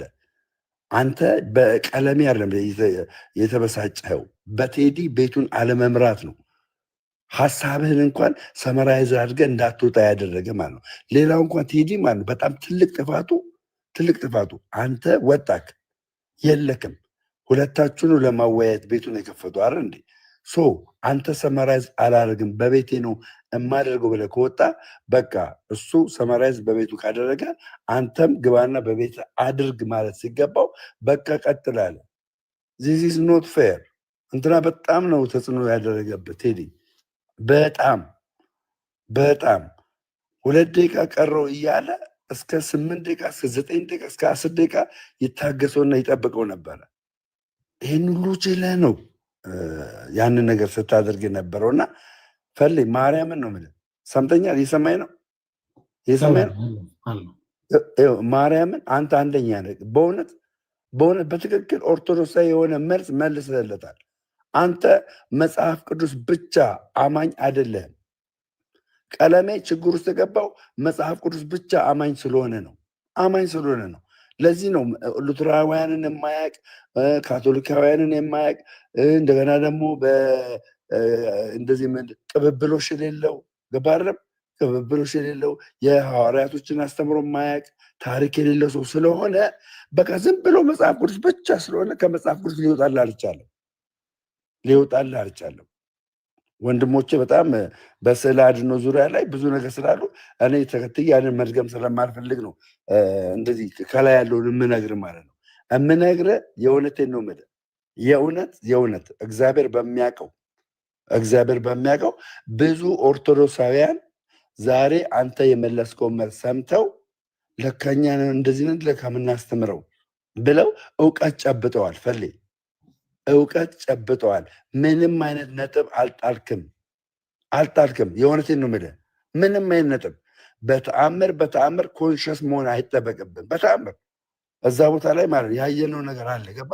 አንተ በእውነት ያውም ሊቃውንት እያሉ አንተ በዚህ ረገድ ይሄንን መናፍቅ ደመደምክልን። ብራዘር የእውነቴን ነው የማወራህ። ደመደምክልን። በሚገርም ሁኔታ ነው እንደዚህ ስታደርግ የነበረው። በሚገርም ሁኔታ ስለዚህ ፈልዬ ሰማይ ነው ደግሞ አንተ አንደኛችን ነህ። ምንም ፈገግታህን እንጂ የምንፈልገው እንደተሸነፍክ ነጥብ እንደጣልክ መስለ እንዳመታ በቴዲን የተበሳጨው ቀለሜ አንድም ነገር በቃል ሙግት አንተን አንድም ነገር ሊያሸንፍ አልቻለም። አንድም ማለት ነው። የእውነት እኔ የምነግርህ ቁጭ ብዬ እየተከታተልኩ ነበረ። እንደገና ደግሞ አንተ የምትመልስላቸው መልሶች፣ አንተ ራስህ የምትጠይቀው ጥያቄ እንግዲህ አስብ፣ አንተ የጠየቀውን ጥያቄ የመለሰልህን መልስ እሱ ሲመልስልህ የነበረውን ታስታውሳለህ። የመለሰልህ መልስ በተመሳሳይ እሱ ጠየቀ። ማድረግ የምትችለው እሱ የመለሰልህ መልስ መመለስ ነው። ለምን እኔ መመለስልን ትመልሳለህ እንዴ? ለእሱ የተለየ ድል እኮ አይሰጡም። ስለዚህ ፈልይ እኔ የምነግርህ በእውነት ይሄንን እንትን ዊን አድርገዋል እንዳይመስልህ። ኤርሚያስ ስለ ጮኸ ባህሪው ነው። እኛ እናውቀዋለን። 4 ዓመት አብረን የነበርን ሰዎች ነን። ገባ? እናውቀዋለን። ቀጥታ በቃ ኢቨን ሶ እኮ ቅድም ያሬዱ እየተናገረ ነበረ። መካነ ኢየሱስን የማይቀበል ሰው ነው። ለምን እሱ ለሚመለሰው መልስ እንቅፋት እየሆነችበት ያለችው ከወንጌላውያን አማኝ ማናት? መካነ ኢየሱስ ሉትራኖች ናቸው። አየህ፣ እሱ በሞኖፖል እንደዛ ጠቅልሎ በቃ እኔ የምላችሁን በሉ ሊል የሚፈልግ ነው። ግን ዶክትሪን በዚህ ሊስተካከል አይቻልም። እና ፈልዬ ማርያም ነው አንተ አንደኛ ነህ። የመለስከው መልስ ገራሚ ነው በጣም ከእግዚአብሔር ቃል አድርገህ፣ በተለይ ደግሞ ማለት ነው ኢየሱስ ክርስቶስ ለምን ራሱን አላዳንም ብለህ ስትመልሰው የታባቱ ይግባ። ስዕላቶች ራሳቸው እንዴት አላዳኑ ብሎ በጠየቀ ሰዓት እንደዛ የምትል ከሆነ አልከው ኢየሱስ ክርስቶስ በመስቀል ላይ አዳኝ ነው። ኢየሱስ ሶዛት ለምን አላዳንም ስትለው ይኸውላችሁ በቃ ይኸውላችሁ እሱ ማለት እንደዚህ ነው፣ ይኸው ዲያቆን ነው፣ መምህር ነው ምናምን ብሎ አንተን ኮንሽስ ነበር ሲያደርግ የነበረው አስተውለው ከሆነ ማለት ነው። እና ጀግና ነሽ ብሮስኪ አባቴ ፈገግ በሳን ጊዜ እናመሰግናለን ደምዬ። ምንድነው መሰላችሁ እዚህ አሁን የቲክታክ ፕላትፎርም ላይ 2 አይነት ሰዎች አሉ። እውነት ለመናገር ሌሎች ወንድሞች ድል ሰጣል እናንተን ሳልሻማ 2 አይነት ሰዎች አሉ ማለት በጣም ኮንሽንስ ሆኖ በነገሮች በመጽሐፍ ቅዱስ ማስረጃ ተወያይተው አምነውም የሚያሳምኑ፣ በመቀጠል ደግሞ በጣም የልጅ ባህሪ ያለባቸው ደግሞ ሰዎች አሉ። በጣም የልጅ ባህሪ ማለት ነው። እግዚአብሔር ባወቀው ዛሬ ያነሳን የመጽሐፍ ቅዱስ ማስረጃ ኢቨን እኔ እንኳን የሰቡ ሀሳቦችን እንኳን እንዳነሳ አልተፈቀደልኝም። ለምን መሰላችሁ? ምክንያቱም ሞሮፍ ወንድማችን ፎከስ ያደረግባቸው የነበሩ ሀሳቦች በአጠቃላይ ቅዱሳት ስዕላት መጽሐፍ ቅዱስ ናቸው ወይንስ አይደሉም ተብለው እንኳን የሚነሱ አይደሉም። ለምሳሌ ስለ ተአምር ሲያነሳ ነበረ። ኢማጂን እንግዲህ ርዕሳችን ቅዱሳት ስዕላት መጽሐፍ ቅዱስ ናቸው ወይንስ አይደሉም ነው። ስለ ትምህርት ነው። የሆነ ስለ ቤተክርስቲያናችን አንድ ስለሆነ የሆነ ዶክትሪን አንስተን እየተወያየን እዛ ጋር ይነሳ የነበረው ደግሞ ታምር ስለማድረግ ስለለማድረግ ነው። ስለ ታምር በጣም የሚገርማቸው ነገር ቅድም እኔም ሳነሳው ነበረ። ምናልባት ውይይቱም ላይ ስታደምጡ ከነበረ ስለ በለዓም አህያ ሳነሳለት ነበረ። ለምሳሌ በለዓምን አህያ ያናገረው እግዚአብሔር አምላክ ነው። በለዓምን አህያ ማለት ነው። ኦኬ ሶ አህያ መናገር ይችላል የሚል ትምህርት እኛ ክርስቲያኖች አለን ወይ? ይሄ ዶክትሪናችን አይደለም። በተአምር ግን ኦኬ፣ በእግዚአብሔር ተአምር ግን የማይቻል ነገር ሁሉ ይቻላል። ለዛ እኮ ነው ጌታችን ኢየሱስ ክርስቶስ የሰናፍጭ ቅንጣት ታክል ቢኖራችሁ ይህን ተራራ ከዚህ ተነስተህ ሂድ ብትሉት ይሄድላችኋል ብሎ የተናገረው ለዛ ነው። እና እኔ እንደውም ሞር ከክርስቲያኖቶች ወንድሞች ይልቅ ፕሮቴስታንት ወንድሞች ሞር መጽሐፍ ቅዱስ ማስረጃዎች እንዳልተሰጡ ተመልክታችኋል። እኔ ራሳችሁን ባታተልሉ መልካም ነው። እኛ እግዚአብሔር ይመስገን የክርስቶስን በዚች እርሱ በመሰረታት ቅዱስ ቤተክርስቲያን ያለን የእርሱ ሙሽራ ሆነችው በዚህ ቤተክርስቲያን ውስጥ አሁንም ድረስ ያለን በዚህ ቤተክርስቲያን ውስጥ የምንኖር ሰዎች ነን። ሰው እናንተ ግን ልባችሁ የሚናፍቀውን እውነተኛውን ጌታ እንድታገኙት ከእውነተኛውን በጎቹ ጋር ደግሞ ተቀላቀላችሁ እንድትመሰግኑት እንፈልጋለን። እና በእነዚህ አይነት ተራ ሀሳብ ልክ የሆነ በጣም የሰባ ሀሳብ እንደተገኘ አድርጋችሁ እንዳትቆጥሩት ፕሊዝ። ምንም አይነት ሀሳብ ለጠየቅነው ጥያቄ መልስ አልሰጠንም። ለምሳሌ ስዕላት መጽሐፍ ቅዱሳዊ ናቸው ስንለው ኦፍኮርስ አዎ ይለናል። መጽሐፍ ቅዱሱ ላይ ስዕላቶች አሉ። ማን ሳሊ በለው የአብኑ አይዲያ ከየት መጥተው ይሳሉ? ምንም የሚያውቀው ነገር የለም መጽሐፍ ቅዱስ ማስረጃ። በመቀጠል ለቅዱሳት ስዕላት ስግደት ይገባል ወይስ አይገባም? በመጽሐፍ ቅዱስ ማስረጃ እናውራ። ፈቃደኛ አይደለም ወንድማችን። እና ምንድነው አንዳንድ ጊዜ በእንደዚህ አይነት ነገሮች ብዙ ጊዜ ፕሮቴስታንት ወንድሞቻችን እንደው በጌታ ፍቅር ለምናችሁ እንደው ባትታለሉ የሰቡ ሀሳቦች አይደለም የተነሱት። ሌላው ቅድም ያሬዶ ስላነሳው በጣም ቴንኪው ስለረሳሁት የቅዱሳት ስዕላት ስዕል አድኖ እንዴት ይባላሉ የሚል ሐሳብ አንስቶ ነበር ወንድማችን። እና ቅዱሳት ስዕላት ያድናሉ ስንል እኛ ልክ እንደ ክርስቶስ ከዘላለም ሞት አድነውናል እያልን አይደለም። ከዘላለም ሞት እንኳን ስዕላት ቅዱሳን ሰዎች፣ ቅዱሳን መላእክት፣ ቅድስት ድንግል ማርያም እንኳን አድናለች የሚል ትምህርት የለንም እኛ ኦርቶዶክሳውያን። ከዘላለም ሞት ያዳነን የአዲስ ኪዳን ሊቀ ካህናችን ክርስቶስ ኢየሱስ ነው። አለቀ። እና ቅዱሳት ስዕላት ስዕል አድኖ ተብሎ ሲጠሩ ግን ከደዌ ስጋ ስለሚያድን ነው። ሰው እንደ እምነቱ ይድናል። እንደ እምነቱ ለምሳሌ ቅድም የማቴዎስ ወንጌል ምዕራፍ 9 አንስተን ነበረ። ክርስቲያኖች አስተውሉ። የማቴዎስ ወንጌል ምዕራፍ 9 ላይ 12 ዓመት ደም ሲፈሳት የነበረችው ሴት የዳነችው የክርስቶስ ኢየሱስን ቀሚስ ነክታ፣ የልብሱን ዘርፍ ነክታ። የኢየሱስ ክርስቶስን የቀሚሱን ዘርፍ ስትነካ ኢየሱስን ረስታ ጨርቁን አምልካ አይደለም ክርስቲያኖች። ይልቁኑ በእምነት ነው ጨርቁን የነካችው። በማን አምና? በክርስቶስ። ክርስቲያን የሆኑ ሰዎች በክርስቶስ ኢየሱስ አምነው ኦፍኮርስ የቅዱሳት ስዕላትን ከደዌ ስጋ ለመዳን ይጠቀሙበታል። እንደ እምነታቸውም ደግሞ ይድኑበታል። ቅዱሳት ስዕላት ከደዌ ስጋ ያድናሉ። መጽሐፍ ቅዱስ ከሌሎች መጽሐፍት የሚለየው ቅጽል አለው። ምን የሚል? ቅዱስ። የተለየ ነው ማለት ነው። መጽሐፍ ቅዱስም ጭምር ሰዎች ከደዌ ስጋ ይድኑበታል። አዳኝ የሆነ ቃል ነው እኮ ነው የምንለው። ስለዚህ ከደዌ ስጋ ይድኑበታልና ይሄን ያክል የሰባ ሐሳብ አይደለም የተነሳው። ለማንኛውም ያው በቂ በሆነ መልኩ ሙሉ ለሙሉ የሱ ሐሳቦች መጽሐፍ ቅዱስ እንዳልሆነ ተመልክተናል። እግዚአብሔር የተመሰገነ ይሁን። የነበረው ነገር ምንድነው? ጥላቻ፣ ሞክ ማረግ ምናምን፣ ከዛ በኋላ ደግሞ መተጋገዝ ምናምን አይነት ስታፍ ነው። እሱን ነው የታዘብነው። ለሌሎች ወንድሞች እድል ልስጥ። እሺ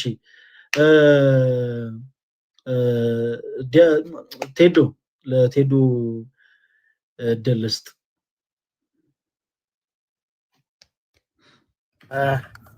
ሰላም በቅድሚያ ሁላችሁም። ፈለገዬ አንድ ሰው እድል ቢቀድመኝ ደስ ይለኛል። ድራይቭ እያደረኩ ነው። ልቁ እስከዛ ድረስ አንድ ሰው ይቅደመኝ። እሺ ዲያቆን ለእርሶ እድል ልስጥ። ዲያቆን ዳዊት።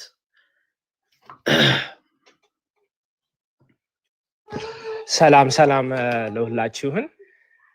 እኔ እንኳን ብዙ ደቂቃ አልወስድም። እንደው ትንሽ አንድ ሁለት ቃል ለማለት ነው ከህፃን ጋር ስለሆንኩ። መጀመሪያ ፈለገ እንደው ቃለ ሕይወት ያሰማል ለማለት ነው። እንግዲህ ብዙ ነገር ተብሏል ኦልሬዲ፣ መደጋገም እንዳይሆን ነው። የዛሬው ርዕስ ስዕለ አድኅኖ መጽሐፍ ቅዱሳዊ ነው ወይስ አይደለም ነው። ስዕለ አድኅኖ መጽሐፍ ቅዱሳዊ ነው ወይስ አይደለም ነው። እንግዲህ እሱን በግልጽ ያየነው ይመስለኛል። መጽሐፍ ቅዱስ እየተጠቀሰ ስዕለ አድኅኖ እዛ ውስጥ እንዳለ በደንብ አድርጎ እንግዲህ ዲያቆን ፈለገ አሳይቶናል። ከዛ በኋላ አይ ቲንክ ርዕሱ ከበደው መሰለኝ፣ ያየሁት እንደዛ ነው። እና ወራጅ አለ አለ፣ ከዛ ወረደ። እንግዲህ ምንም ማድረግ አይቻልም እውነቱን ለመናገርና አይ በቃ እንደው ይሄ ነገር ከብዶኛል ወደ ገድላት እንግባ ቢል ይሻል ነበር። እንደው በደንብ ቁርጡን አውቀን ማለት ነው።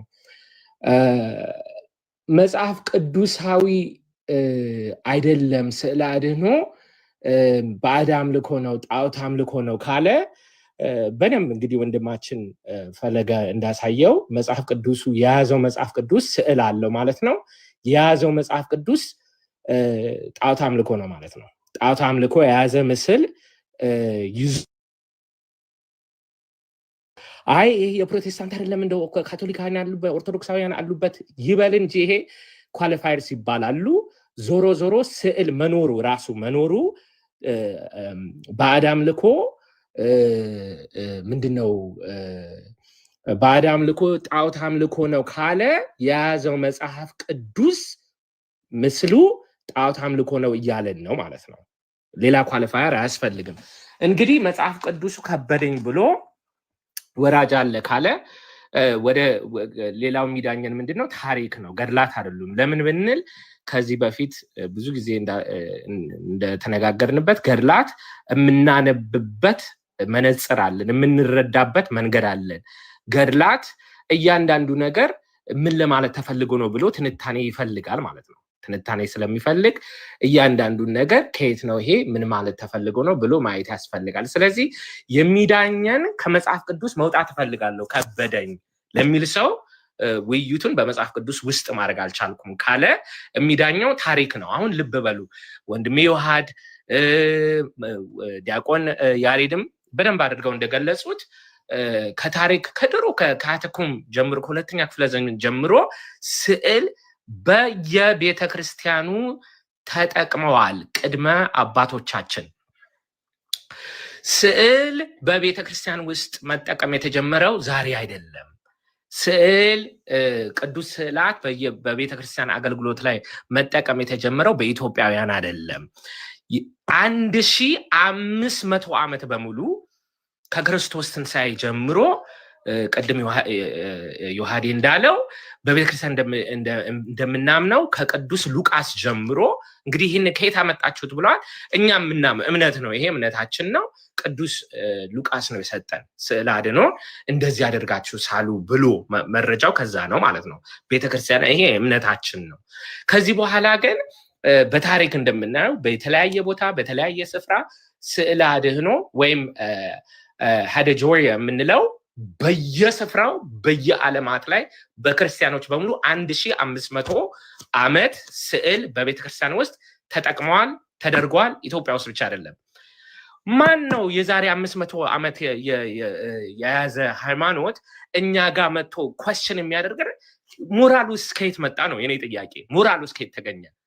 የት አገኛችሁት የሚለን አንተ እስከየት አመጣው? ስለ አድኖ ቤተክርስቲያን ውስጥ የለም የሚለውን ጥያቄ የት አመጣው? የዛሬ 500 ዓመት የመጣ ጥያቄ ነው። 1500 ዓመት ሙሉ ስዕል በቤተክርስቲያን ውስጥ እየተጠቀመ ጥያቄ ሳይነሳ አገልግሎቱ እየተካሄደ በየዓለማት ላይ በሙሉ የነበረውን ነገር ትናንትና የመጣ ሰው ከየት አመጣችሁት ሊለን አይችልም። ጥያቄው ሲጀመር ማለት ነው በዓለም ላይ ስለነበረ ማለት ነው፣ በየቦታው ስለነበረ ማለት ነው። for over a millennium በዓለም ስፍራ ላይ ስዕል አድኖ ስለነበር ትናንትና የመጣ ሰው ከየት አመጣችሁት ሊለን አይችልም። መጀመሪያ ሞራሉም የለም ማለት ነው። ይህንን በደንብ አድርገን እንድንረዳው ነው። ኦኬ በዓለም ላይ እንግዲህ ስዕሉ ዘይት ያፈራል፣ ወተት ያፈራል፣ ከየት አመጣችሁት ይላል። like I said በየስፍራው በየሀገሩ በየዘመኑ እንዲህ አይነት ነገሮች እንደተከሰቱ እንግዲህ ተአምሩ ይነግረናል። ቀደም ልክ አሁን ዲያቆን ፈለገ እንዳለው እግዚአብሔር በዚህ መንገድ ለምን ተአምርን ሰራ ማለት አንችልም። እኛ ማድረግ የምንችለው ምንድነው? ከታሪክ አንስተን በዚህ ስፍራ እንደዚህ ሪኮርድድ የሆኑ ነገሮች አሉ። ኢትዮጵያ ውስጥ ብቻ አይደለም። ብዙ ጊዜ መውሰድ ስለማልፈልግ አጠር አድርጌ አንዳንድ ኤግዛምፕሎችን እሰጣለሁ። ከተአምረ ማርያም ኤግዛምፕል እሰጣለሁ። አሁን ብዙም ስለማይመቸኝ ነው። ሌላ ጊዜ ከማስረጃ ጋራ ቪዲዮ ኦን አድርጌ ያሳያለሁ። ግን ምናልባት እዚህ ውስጥ ሲሪየስ ሪሰርችስ ካላችሁ ቪ ገብታችሁ የብራና መጽሐፉን እያያችሁ ታውጣላችሁ። እኔ አሁን ምንድነው የማደርገው? የማኑስክሪፕት ነምበርስ እሰጣለሁ፣ ዓመተ ምህረቱን እሰጣለሁ። በተአምረ ማርያም ደግሞ በፊሎሎጂስ ካላችሁ ሪሰርች ስታደርጉ በገጽ አይደለም፣ እዚህ 122 ቁጥር ላይ እንደዚህ ያለ ሳይሆን እያንዳንድ ታሪኩ አይደንቲፊኬሽን አለው። በአይደንቲፊኬሽን ቁጥሩን እናገራለሁ። ሪሰርቸርስ ካላችሁ ገብታችሁ ታያላችሁ። እግዚአብሔር ሲፈቅድ ሌላ ጊዜ ደግሞ ከማስረጃ ጋራ እንግዲህ አውጣዋለሁ ማለት ነው። እሺ መጀመሪያው አይዲ 312 ይባላል። የተአምረ ማርያሙ አይደንቲፊኬሽን ነምበር ማለት ነው። አይደንቲፊኬሽኑ 312 ከ16ኛው ክፍለ ዘመን ጀምሮ የተተረከ ነው። ግን ይሄ ታሪክ በሲሪያ ወይም ሌቫንት ኤሪያ የተከሰተ ታሪክ ነው። ከአይኮኖግራፊ ውጭ ዘይት ይገኝ ነበር ይላል። የተተረከ የሚታወቅ ታሪክ ነው። ይህንን ታሪክ ለምሳሌ EMML 5105 ልታገኙ ትችላላችሁ። ይሄ ታሪክ I believe 29 ብራና መጽሐፍት ላይ ከ16ኛው ክፍለ ዘመን እስከ 20 ክፍለ ዘመን ላይ የተጻፈ የተመዘገበ ታሪክ ነው ማለት ነው። መጀመሪያው አይደንቲፊኬሽን 312 ከ16ኛው ክፍለ ዘመን ጀምሮ በሌቫንት ታሪክ የሚታወቅ ታሪክ ነው። ሌላው እንደዚሁ በሌቫንት ሲሪያ ውስጥ ሳይሆን ሌላ ቦታ ላይ ከአይኮኖግራፊ ዘይት የሚፈልቅ እንዳለ ከ15ኛው ክፍለ ዘመን ጀምሮ ታሪክ ይገኛል። ይሄ አይዲ 45 እንደውም ሉቃስ ፔንት ያደረገውን አይነት ምስለ ፍቁር ወልዳ የምንለውን ማለት ነው። አንድ ኢትዮጵያዊ ካህንን የሆነች ሴት ጠይቃ እባክህ ይህንን ስዕል እፈልጋለሁ አምጣልኝ ብላ ጠይቀው እንዴት እንዳመጣው ስዕሉን ምስለ ፍቁር ወልዳ የሚለውን ፍቅር ማነው ስዕል ወደዚህ ሴት ሴዴኒያ የሚባል ከተማ ውስጥ እንዴት እንዳመጣችው ይናገራል። ይሄንን VAR Paris 155 ፎሊዮ 1 ሬክቶ ታገኙታላችሁ ወይም EMML 8920 ስካን ነምበር 112 ውስጥ ታገኙታላችሁ። again ይሄንን የምናገረው ምናልባት ሪሰርቸርስ እዚህ ውስጥ ካላችሁ እኔ የምለውን ነገር ብቻ ሳይሆን ሌሎቻችሁም ልታዩ ትችላላችሁ። just a few more እናገራለሁ። ID 33 identification number 33 ከ15ኛው ክፍለ ዘመን ጀምሮ የነበረ የዩሮፒያን ታሪክ ነው። ፍራንስ ውስጥ የነበረ ስዕል አንድ ሰው የሳለ ሊወድቅ ሲል እመቤታችን በስዕሉ መንገድ እንዴት እንዳዳነችው የሚናገር ታሪክ ነው። ይህ ደግሞ ከ15ኛው ክፍለ ዘመን ጀምሮ የሚታወቅ ታሪክ ነው። EMML 8970 የብራና መጽሐፉ ነው።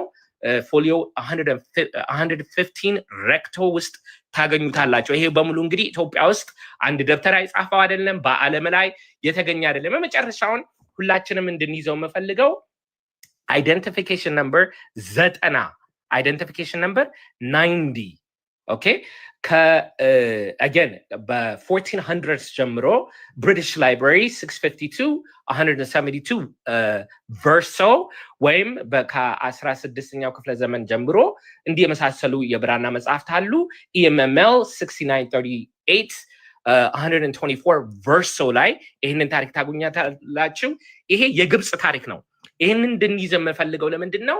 እዚህ ታሪክ ላይ ካህኑ ዕጣኑን አይካን ፊትለፊት እንዲያጥነው እግዚአብሔር አዘዘው ይላል። I'm going to read that part እንትን በእንግሊዝኛ ተርጉም ነው አነባዋለሁ። The angel of God beckoned him and said to him, incense the icon of Our Lady, pay her respect and give her greeting, don't hurry. Actually ቺን በምስል ላሳየው ምናልባት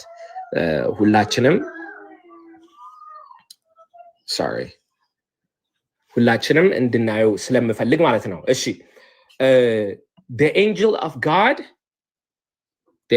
of God beckoned him and told him, incense the icon of Lady, pay her respect and give her a greeting, don't hurry ይላል።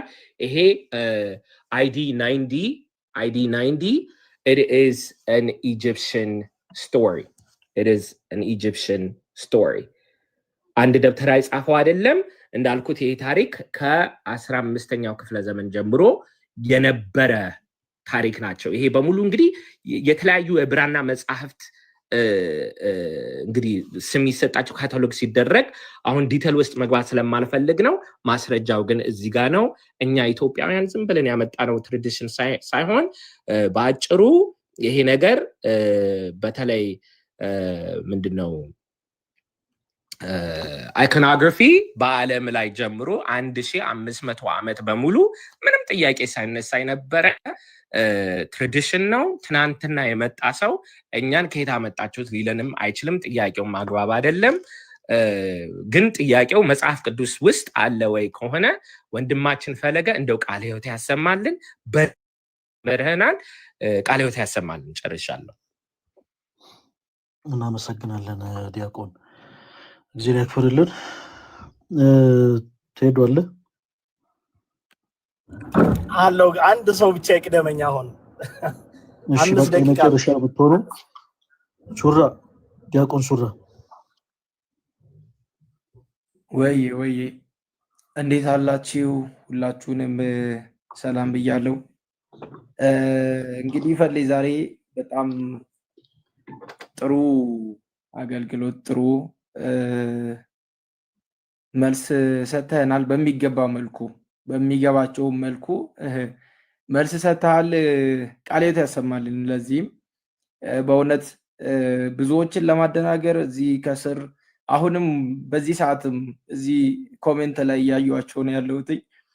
እንደዚህ አስደረከን ግን የኢትዮጵያዊት ኦርቶዶክስ ተዋሕዶ ቤተክርስቲያን ምዕመናን ያልሆኑት ናቸው እንደዚህ አይነት ኮሜንቶች የሚያስቀምጡትና እባካችሁ ወደ ልቦናችሁ ተመለሱ፣ ቃሉን በደንብ ተመልከቱት እንላለን። እንግዲህ በተመለከትነው መሰረት ደግሞ መናገር የቻልክባቸውን ሁኔታዎች ማየት አልቻልኩኝም። እኔ በብዙ መልኩ ሲሟገት በነበረበት ሁሉ ጥያቄ በጠየቀበት ለመመለስ በምትሄድበት ሁኔታ ምንም አይነት እንድትናገር የሚፈቅድበት ሁኔታ አልነበረም።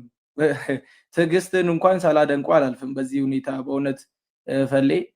ለምን ስትናገር በቃ ተመልሷል ይልና ግን ምንድነው አልተመለሰም ነው። ጀስት እሱም መጫወት የሚፈልገው እንደዛ አይነት ነገሮችን ነው። አይታችሁ ከሆነ በኢትዮጵያዊት ኦርቶዶክስ ተዋሕዶ ቤተክርስቲያን ላይ እንደዚህ አይነት ነገሮችን ከዚህ በፊት ሲያደርግ የነበረ ሰው ነው። ገድላትን አውጥቶ እንደዚህ ይላል። ግን እኛ መጽሐፍ ቅዱስን ማዕከል ያደረገ ነገር እናውራ። ቤተክርስቲያን ዋናዋ መሰረት መጽሐፍ ቅዱስ እንደሆነ ከዛ መሰረት ላይ ነው ከእናንተ ጋር ማውራት የምንችለው፣ ከፕሮቴስታንት ወንድሞቻችን ጋር መነጋገር የምንችለው በመጽሐፍ ቅዱስ ብቻ ነው የሚለውን ሀሳብ ስታመጣለት ግን እንደምታየው የማደናገር ስራዎችን እየሰራ ነበርና ሳሊም ከመሆን የተነሳ አንዳንድ ነገሮችን ማለት ፈለግኩኝና በእውነት በብዙ መልኩ በኢትዮጵያዊት ኦርቶዶክስ ተዋሕዶ ቤተክርስቲያን ውስጥ የምንጠቀማቸው እንግዲህ ቅዱሳን ስዕላት ሲሳሉ እንግዲህ በገሃድ ዓለም የተለመደው ወይ ደግሞ ይሄ ሪያሊስቲክ የምንላቸውን የአሳሳል ዘይቤ አይከተሉም እና የስዕላቱ ዓላማ ደግሞ መንፈሳዊነትን መግለጽ ነው ዋናው ዓላማውና ውክልናን የሚወስድ ነው ያኛው ማለት ነው። እውነተኛ መልካቸውም እንዲሁም ደግሞ ሌላውን ነገር ለማሳየት አይደለም። የሚከበሩት በነፍሳቸው ባገኙት ክብር እንጂ በስጋቸው ግስፍና ወይ ደግሞ ርቀት እንዳልሆነ በደንብ ልንመለከት ይገባል። እንግዲህ ከዚህ በተጨማሪ ይሄ የሚሳሉበት የቀለሞች ሁላ የአይናቸው የአቀማመጣቸው እያንዳንዱ ነገር ምሳሌ ነው፣ በምሳሌ ነው። በሕይወተ ስጋ በነበሩበት ጊዜ ያሳለፉትን ያለፉበትን ገድላቸውን የሚያሳይ የሚያጠይቅ ነው እንጂ ምንም አይነት እነሱ በሚሉት አይነት ሁኔታ የተቀመጠ ነገር ኖሮት አይደለም እና ይህንን በደንብ ሊያውቁት ይገባል። መማሪያችን ናቸው። ከነርሱ ከሰሩት ገድል ከሰሩት ትሩፋት እኛም ደግሞ የነሱን አሰረተ ፍኖት ተከትለን እንድንሄድ ስለሚፈለግ ነው። ይህንን ነው እኔ ቅዱስ እንደሆንኩ እናንተም ቅዱሳን ሁኑ። ይህንን ተቀብሎ ደግሞ የቅድስናን ህይወት በህይወት ኖረው የኖሩትን ያንን ህይወት በስዕል ተቀምጦ እናየዋለን። ለእኛ ምንድናቸው? ትምህርት ቤቶቻችን ናቸው። ቅዱሳን ስንመለከታቸው የምንማርበት ነው እና እጅግ በልዩ መልኩ አስቀምጠልናል። ፈሌ በእውነት የነበረው ነገር ቴዳ ጋም የነበረው ነገር በጣም ደስ አይልም። ጫና አለ በጣም ያ ሁሉ ነገር ኖሮ ግን እግዚአብሔር ይመስገን በልዩ መልኩ ታገሰ። ኦርቶዶክሳዊ ስብዕናን በጠበቀ መልኩ ንግግር ለእያንዳንዱ ነገር በተጠበቀ መልኩ ተገቢው መልስ ሰጥታል እና ምንም አይነት የጎደለ ነገር የለም። እንግዲህ እሱ መስራት የሚፈልገውን ያቺን ሾው በተለይ ደግሞ ስዕላት ይሄ ራሳቸውን ማዳን የማይችሉበት ሁኔታ አለ ብሎ ሊያወራበት የፈለገበት ሁኔታ አንተ የዛችን ልጅ ወሬ እንድታወራው ስለፈለገ ነው። ለምን አንተ ነግቶ ተመልሶልኛል በቃ ወዲያው ምን ይላል? ጩኸቱን አይቶ ከሆነ ወዲያው ተመልሶልኝ እንደዛ አይነት አምባጓሮ መፍጠር ነው የፈለገው እንጂ ለማወቅም ወይ ደግሞ ለማስረዳትም የሚሄድበት ሁኔታ ከዚህ የዘለለ አይደለም። ፈሌ በእውነት ወንድማችን እግዚአብሔር አስበ መምህራንን ያድልልን፣ ቃለ ሕይወት ያሰማልን ብያለሁ። በድጋሚ አመሰግናለሁ። ፈሌ እግዚአብሔር ያክብርልን። ዲያቆን ያው ምንድነው የአንግበን የመጣ ነው ዓላማ ስለሚለያይ ነው። በነገራችን ላይ እታች ወርዶ እንደ ህፃን ልጅ ይሄው እንትን አስባልኩ፣ ይሄው እንትን አስባልኩ፣ ይሄው ዘራፍ፣ ይሄው አካኪ ምናምን ማለት ይቻላል። ግን እኛ ያለን ኢንቴንሽን የቅድስት ቤተክርስቲያንን ትምህርት መግለጥ ነው። እንደ አጋጣሚ ሆኖ ያው አወያዩና ተወያዩ አልተገናኘም። ይህንን አጋጣሚ ምናልባት እንግዲህ ሌላ ጊዜ እንዲስተካከል የምናደርግበት አይነት ነገሮች እንፈጥራለን እንጂ ሌሎች ሰዎች እድል ስንሰጥ። ግን ትልቁ ነገር ምንድነው? ፕሮቴስታንት እህቶች ወንድሞች፣ አሁንም በፈለጋችሁት ታይም በፈለጋችሁት ጊዜ ኦርቶዶክስ ቤተክርስቲያን ከመጽሐፍ ቅዱስ ውጭ የምታስተምረው ትምህርት አለ ብላችሁ የምታምኑ ከሆነ ኢቭን ነገ በዚሁ ርዕስ ቅዱሳት ስዕላት ላይ አረ እንደው ጥያቄ ያለን ኦርቶዶክሲያን ይህን ነገር አስረዱን የምትሉት ሀሳብ ካለ በፍቅር ቀርባችሁ እና ተማሩ። እኛ እሳይ ይሄው ፕሮቴስታንቶችን አስቀየምናቸው፣ ይሄው ፕሮቴስታንቶችን አበሳጨናቸው፣ በቃ የት አባታቸው ምናምን የሚል አይነት ኢንቴንሽን ውስጥ አይደለንም ያለ ነው ጋይስ። እኛ ፕሮቴስታንት እህት ወንድሞቻችን ከእውነት ርቀዋል፣ ስለዚህ እኛ ያወቅነውን እውነት ይወቁልን የሚል እሳቤ ውስጥ ነው ያለ ነው። እሺ ምናልባት በአካል ትልቅ ሆነው አእምሯቸው ገና ያልዳበሩ ሰዎች በዛ ልክ ልጅ ሆነው ሊያወሩ ይችላሉ። በዚህ ልክ እናንተም ሳታውቁት ያንን ካራክተር አትላበሱ። እሺ ክርስቲያኖች፣ ፕሮቴስታንት እህት ወንድሞቼም እንዲህ አይነት ካራክተሩን አትላበሱት። የኛ ትልቁ ሀሳብ የኛ ትልቁ ኢንቴንሽን በመጽሐፍ ቅዱስ ማስረጃነት እያንዳንዱ የቤተክርስቲያናችን ትምህርት መጽሐፍ ቅዱስ እንደሆነ ማሳየት ነው። ያን ደግሞ የማሳየት ደግሞ ክርስቲያን ግዴታ አለብን። በቅዱሳት ስዕላት ዙሪያ በደንብ አድርጋችሁ ፕሮቴስታንት እህቶች ወንድሞች የምትረዱ ከሆነ ማንም ሰው ጣልቃ ሳይገባ ይሄን ያክል መረባበሽ ሳይኖር በፍቅር እኛ ጋር መታችሁ አሁንም ድጋሜ ጥያቄዎችን ማንሳት ትችላላችሁ። በመጽሐፍ ቅዱስ የማስረጃዎች መወየት እንችላለን። እመኑ ልንገራችሁ፣ ቅዱሳት ስዕላት መጽሐፍ ቅዱስ እንደሆኑ 100% ፕሮቴስታንት እህቶች ወንድሞቻችን እንደምትቀበሉን እርግጠኞች ነን። በእኛ ሳይሆን እየታመመን ያለ ነው ገንዘብ አድርገን በያዝ ነው በእግዚአብሔር ቃል ነው። ስለዚህ አሁንም በፍቅር ቅረቡ። በመጽሐፍ ቅዱስ ሰዎች እናወራለን ማለት እኔም ለምሳሌ በዛው ልክ እንደ ልጅ አክት ላድርግ ብል እንደ ልጅ ልሁን ብል እንደው ካለውበት ስታንዳርድ አንፃር አይመጥነኝም እንጂ መሆን ይቻል ነበር። ግን የኛ ፍላጎታችን አይደለም። የኛ ፍላጎት ይሄው በቃ እንደዚህ ሆነ በዚህ ወጥቶ በዚህ ገብቶ ማለት አይደለም። ኦኬ በመጽሐፍ ቅዱስ የማስረጃነት ቅዱሳት ስዕላት መጽሐፍ ቅዱስ የመሆናቸውን አለመሆናቸውን ማሳየት ነው። ለምሳሌ በእኛ ጥያቄ ታይም ላይ ሲመለሱ የነበሩ ምላሾች ብቻ በቂ ናቸው። ምን ያክል ፕሮቴስታንት ወንድሞቻችን መጽሐፍ ቅዱስ የመሰረት ሳይኖራቸው ቅዱሳት ስዕላት መጽሐፍ ቅዱስ አይደሉም እንደሚሉ ማለት ነው። እኛ የምናወራው ስለ ትምህርት ነው፣ ወንድማችን የሚያወራው ደግሞ ስለ ታምር ነው። እኛ የምናወራው ቅዱሳት ስዕላት መጽሐፍ ቅዱስ ናቸው ይሰራሉም ነው፣ ወንድማችን የሚያወራው ደግሞ ታመልኳቸዋላችሁ ስለ ጣዖታት ነው የሚነግረን። ስለ ጣዖታት የተነገሩ ጥቅሶች ለቅዱሳት ስዕላት አይነገሩም፣ ምክንያቱም ጣዖታት ሌላ ናቸው፣ ቅዱሳት ስዕላት የምንላቸው ደግሞ ሌሎች ናቸው። ቅዱሳት ስዕላት ጣዖታት ናቸው ወይ ስንል ኦፍ ኮርስ እሺ፣ እንደዛ ከሆነ በመጽሐፍ ቅዱሳችሁ ላይ ያለውም ስዕል ጣዖት ነው ማለት ነው ስንል ወራጅ አለ። ኢቨን ወንድማችን ፕሮፋይሉ ራሱ የጌታችን ኢየሱስ ክርስቶስ እንግዲህ ስዕል ያለበት ነው በመስቀል ተሰቅሎ ምናምን እና ስዕል ጣዖት ማለት ነው ራንደምሊ ፕሮፋይሉ ምን ያደረገው ጣዖት ነው ማለት ነው ወይ? አይደለም። ብቻ ኦርቶዶክስ ቤተክርስቲያን ስታረገው ለበጣም ለብዙዎች ቅር ስለሚላቸው እንጂ መጽሐፍ ቅዱስ መሰረት እንዳለው ያውቃሉ። ኢቫንጀሊካል ብለው የሚጠሯት ሉተራን ቸርችም በውስጧ በስዕላት የደመቀች እንደሆነ ኦፍኮርስ ያውቃሉ፣ በደንብ ያውቃሉ። ስዕላት መጽሐፍ ቅዱስ እንደሆነ በቂ ማስረጃ እንዳለም ያውቃሉ። ነገር ግን ካፈርኩ አይመለስ የሚባል ነገር አለ። ሲቀጥል ደግሞ ትምህርታቸው ስዕላት መጽሐፍ ቅዱስ እንዳልሆኑ የሚናገር ስለሆነ ሙሉ በሙሉ የቤተክርስቲያናቸው ትምህርት አደጋ ውስጥ እንዳይገባ ያደረጉትን ጥረት ነው የተመለከቱት። ለማንኛውም በየትኛውም አይነት ሰዓት በየትኛውም አይነት ጊዜ ላይቭ በምንከፍትባቸው አጋጣሚዎች ሁሉ ፕሮቴስታንት ወንድሞቻችን እንደምታውቁት እኛ የምናወራችሁ በፍቅር ነው። እኛ የምናወራችሁ በፍቅር ምክንያቱም እሰይ ዋጋውን ሰጠ ነው አሳየ ነው ምናምን ብሎ አንድ ፕሮቴስታንት ወንድምን የመላክ ዓላማ አይደለም ያለን። ይልቁኑ በፍቅር ቀርቦ የክርስቶስ ኢየሱስ ወንጌል እንዲያቀልን ነው የምንፈልገው።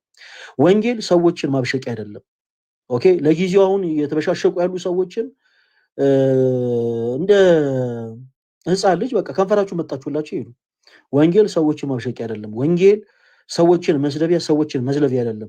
የክርስቶስ ኢየሱስ ወንጌል ሰዎችን ማስተማሪያ፣ ሰዎችን መመለሻ፣ ሰዎችን የምናጽንጽበት ቃል እንጂ ወንጌል መበሻሸቅ አይደለም።